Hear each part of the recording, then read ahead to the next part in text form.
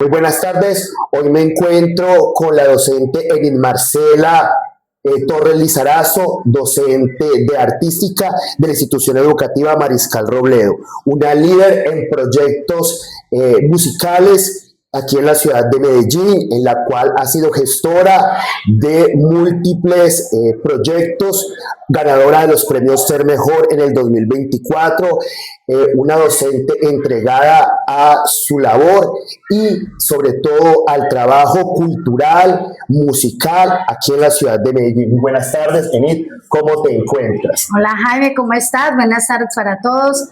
Muy bien, gracias. Bueno, quisiera en este momento hacerte una serie de preguntas frente a los proyectos educativos que has manejado junto con la intervención cultural que llevas. Mi primera pregunta es básicamente sobre, desde tu perspectiva como líder de proyectos y con base en los debates actuales y las políticas educativas en América Latina, ¿cuáles consideras tú que son los desafíos que se vienen en el futuro para el sistema educativo, tanto en Colombia como a nivel internacional? ¿Y crees que sí existe equidad y formación frente a los procesos que requieren los estudiantes, sobre todo aquellos que están en los procesos de inclusión? Bueno, demasiado larga tu pregunta. Sí, claro, vean. La política pública educativa del país está pasando por una serie de transiciones muy importantes. La primera, el nuevo Plan Decenal de la Educación, en el que todos y todas debemos estar incluidos, especialmente en las instituciones educativas oficiales, por cuanto está trabajando todo el tema que tiene que ver con la formación integral. Y en esa formación integral, entonces, el país, Colombia, tiene unas apuestas específicas de 3 programas: el PTA, Formación Integral, PTA FI 3.0, pero también la política de ese programa que es CRECE, que es de formación integral, y sumado a esto, entonces, todo lo que tiene que ver con las habilidades y competencias socioemocionales. Todo eso en un paquete, pero además de ese paquete que tiene de transformación, está hablando también de la educación inclusiva. Entonces, ¿cómo hacer que las clases y las prácticas de aula de los docentes en las instituciones educativas tengan no solo ese tema de formación integral, sino que también el de educación inclusiva? Y entonces hay instituciones educativas en nuestro país que tienen no solo la educación tradicional, sino que también tienen otros procesos de modelos flexibles que apuntan más hacia un modelo educativo sociocrítico, en donde todos y todas cabemos. La etnoeducación, las prácticas de aula que tienen que ver con formación integral o socioemocional. A su vez, Ministerio de Cultura y Ministerio de Educación lanzan a partir del año 2024 el Sistema Nacional de Educación y Formación Artística, que se involucra también con el sector educativo, por cuanto el área de educación artística es un área obligatoria y un área de importancia en la parte de las habilidades blandas, así como de las competencias y habilidades del pensamiento crítico. En ese orden de ideas, el año pasado sale aprobada la ley por Presidencia de la República, la ley 2555 o ley Artes al Aula, en donde va a visibilizar lo que en principio desde ley de educación, en la ley 115, estaba trazada como una área obligatoria. Ahora se le va a dar ese marco de que esa obligatoriedad sea realmente constante dentro de las instituciones educativas para la formación integral y las habilidades socioemocionales. Quisiera hacerte la siguiente pregunta.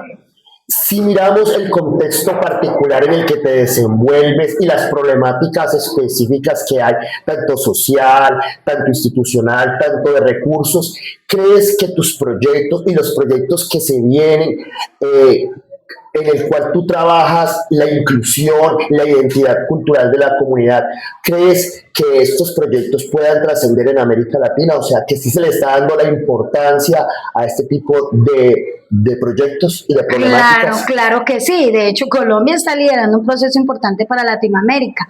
Si bien en nuestro país tenemos el Sistema Nacional de Formación, Educación Artística y Cultural, esta desde Presidencia de la República y el Ministerio de Cultura ya se ha extendido a un sistema latinoamericano de educación artística y cultural, en el que la formación integral está trazada, y además porque nuestros pueblos latinoamericanos tienen una característica muy particular, y es que esa identidad cultural que viene de diferentes etnias, por eso tan importante la etnoeducación, aporta al desarrollo musical y cultural de nuestras comunidades.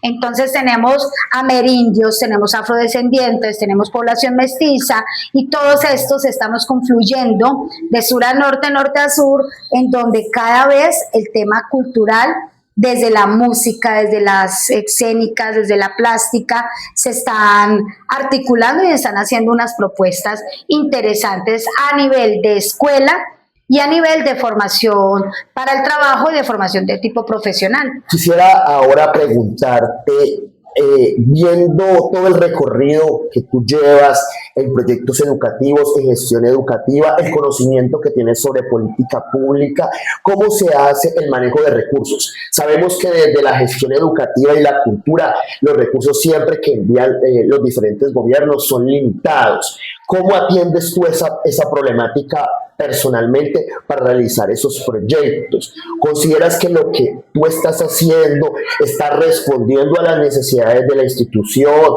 de la Secretaría de Educación donde trabajas? ¿Qué prioridad tienes tú o qué te parece más urgente resolver en términos de gestión educativa y de gestión cultural? Bueno, hay una palabra mágica en todas las instituciones oficiales, y es: no hay plata. Pero eso es una falacia. Los recursos están, los recursos cuentan.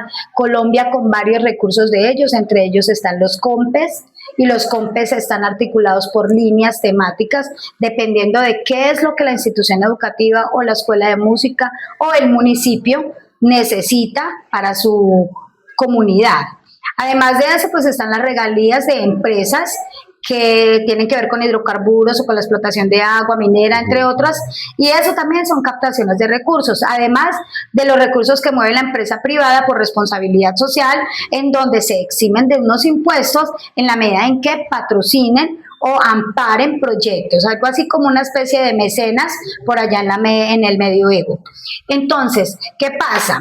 Que en Colombia, cuando son los recursos públicos, los dineros públicos, pasan unos filtros por unas convocatorias. Yo soy gestora cultural, y yo como gestor cultural, ¿qué debo hacer? Debo organizar un proyecto cultural, sea de emprendimiento o sea de proyección, de circulación, de composición, de cualquiera de las líneas temáticas que tienen los proyectos.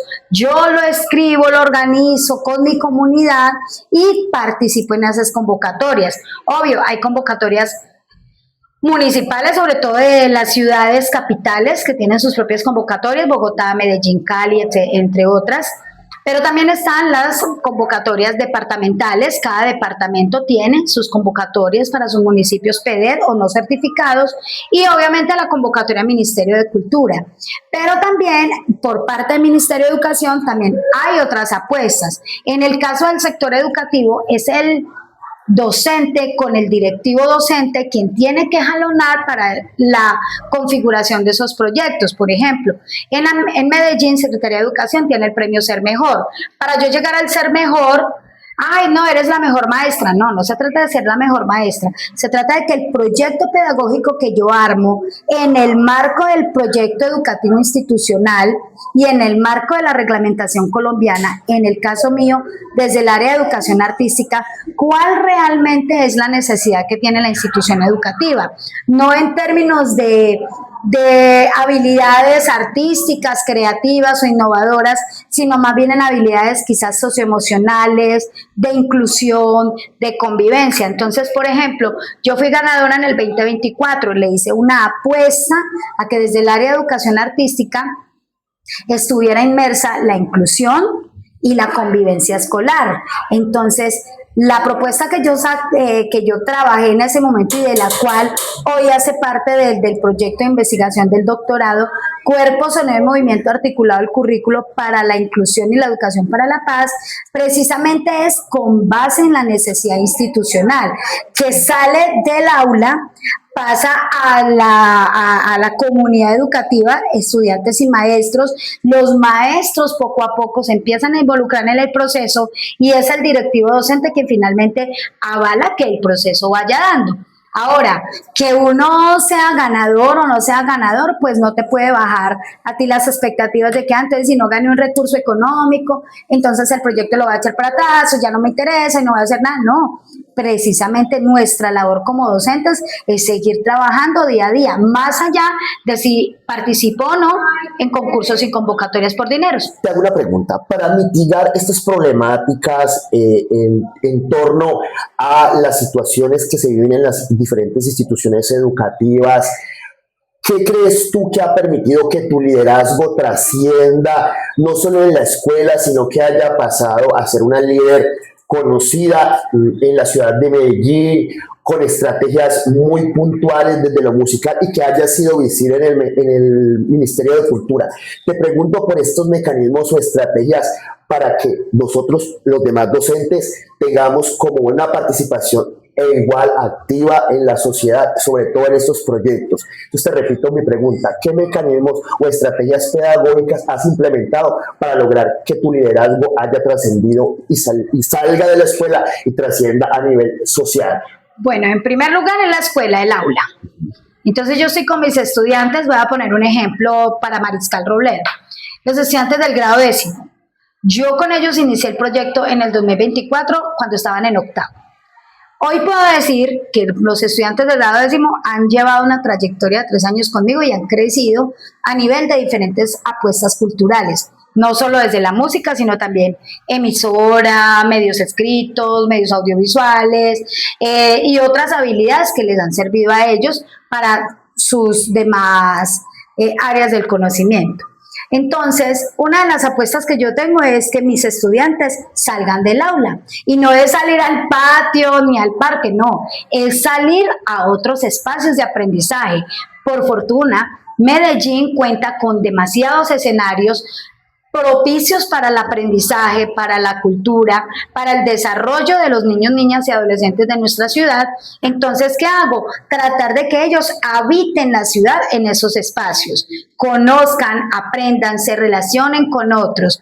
Tenemos los maestros y maestras de la ciudad de Medellín un centro muy interesante que es MOVA, Centro de Innovación del Maestro, y es precisamente llevar allá las prácticas o las experiencias significativas de aula. ¿Qué hago yo con mis estudiantes? Entonces, cuando el estudiante sale del aula al patio, al interior del colegio y empiezan a ser reconocidos, empieza a ser reconocido el proceso con el que llevan, trasciende del salón, trasciende del colegio a otros escenarios, ya entonces la institución educativa empieza a mover otro tipo de estrategias desde esa gestión educativa. Y esas son, digamos que, mis herramientas pedagógicas, porque a mí me interesa que el estudiante aprenda más allá de un cuaderno. Mire, Jaime, en mis clases yo no utilizo el cuaderno. El cuaderno lo tienen, digamos que como un protocolo de listado que se pide al inicio, pero el cuaderno en últimas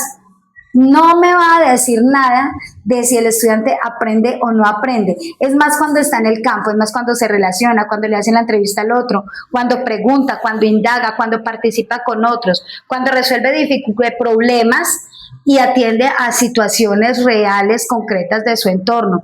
Cuando llegan a una media técnica fortalecidos porque quieren estar en esa media técnica, porque son los intereses de ellos los que los movieron. No porque hay que llenar el cupo en media técnica sí o sí, no. Entonces son esas apuestas las que yo hago. La última pregunta para cerrar esta entrevista, Enid.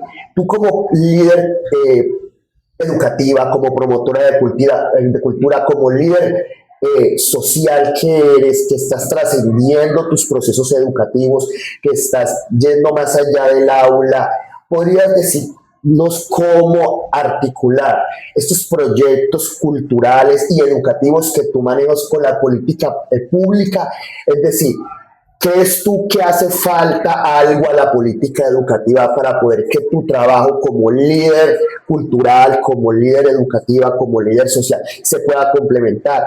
Es decir, la pregunta va dirigida hacia cómo tú, como formadora, crees que las políticas educativas requieren de algo más para poder fortalecer ese tejido social de la comunidad. ¿Hace falta algo en la política educativa?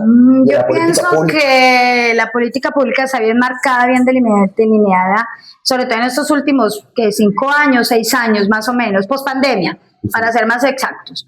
Hay una dinamización de procesos, pero finalmente pueden estar las políticas, pueden estar los recursos, puede estar la voluntad incluso administrativa. Digamos que en este momento el país y Medellín atraviesan por una parte donde hay voluntades. Medellín tiene una voluntad desde su Secretaría de Educación y su Secretaría de Cultura, al menos en el caso pues del sector educativo y en el caso personal. Entonces, más allá de eso, es como yo desde el aula dinamizo mi clase, cómo yo desde el aula gestiono mi clase, cómo trabajo con los estudiantes. Son clases monótonas, son clases de corte tradicional, donde el estudiante se aburre, donde el estudiante sí garantiza que aprendió o no aprendió. Entonces son esas estrategias, junto con las herramientas didácticas que yo tengo, junto con procesos de metodologías para las prácticas de aula, las que hacen que mi gestión de aula, que mis diarios de campo, que mi planeación estén apuntando hacia un norte específico, que es lo que realmente quiero yo con mis muchachos, hasta dónde los quiero llevar.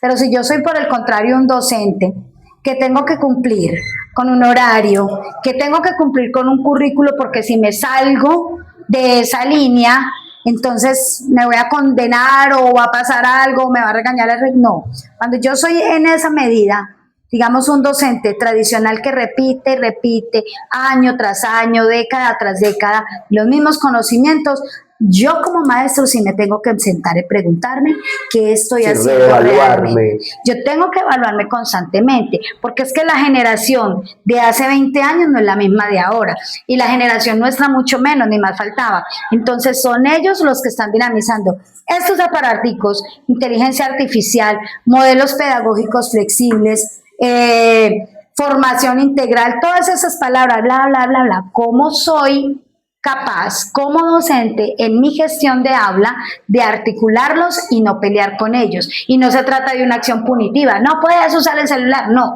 ¿Qué hago yo para que el estudiante conscientemente decida que es mejor estar en la clase y no tener el dispositivo? Son ese tipo de estrategias que... En términos de política educativa y de política pública, ¿crees que hace falta algo para que los proyectos sociales y culturales y musicales que tú realizas puedan trascender en el tiempo, puedan visibilizarse a nivel nacional e internacional?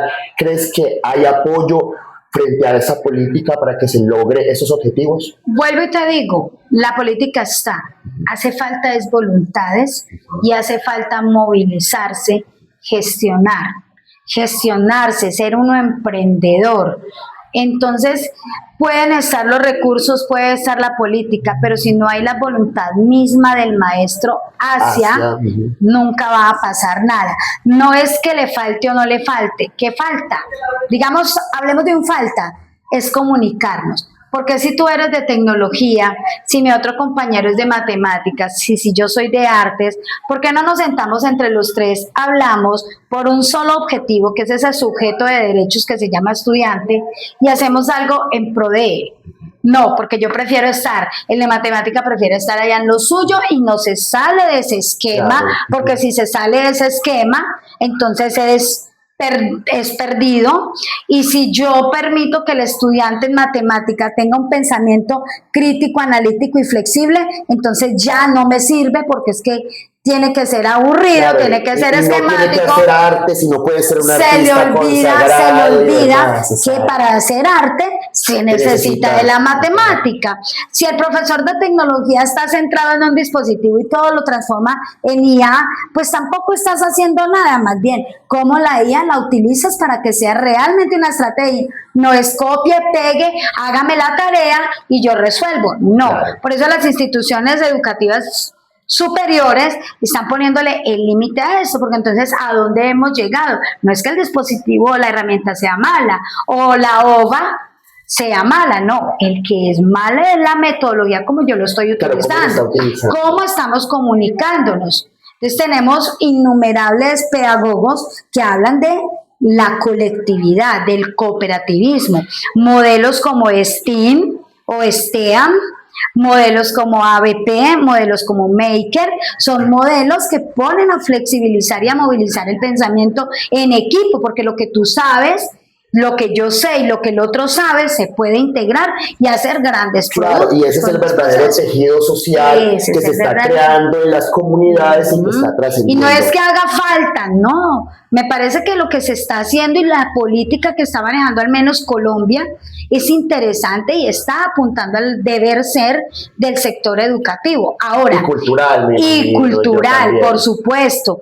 Pero más allá de ese deber ser, es entonces empezar, tanto desde el Ministerio de Cultura como el Ministerio de Educación, es empezar a mirar hacia abajo, hacia el docente. Realmente si estás cumpliendo con ese deber ser, porque entonces hablamos que Colombia hace parte de la OCDE y la OCDE mide, es un rasero que mide cuantitativamente realmente producto-beneficio tangible del proceso educativo y formativo.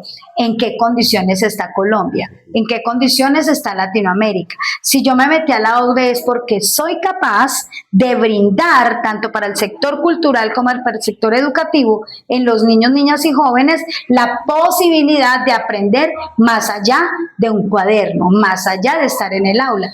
Entonces, eso no es, vuelvo y te insisto, no es que haga falta, lo que sí realmente hace falta en esa palabra es voluntades y las articulaciones. Bueno, muchísimas gracias. Quiero agradecer a la docente Enid Marcela Torres por esta entrevista tan enriquecedora, sobre todo en un tema tan importante como es el liderazgo en los proyectos educativos. Felicitarte, sabemos que eres una persona que promueve la educación y la cultura y que trabajas en pro de eso. Muchísimas gracias, Enid, por esta entrevista. Gracias, Jaime, que estén muy bien, hasta luego.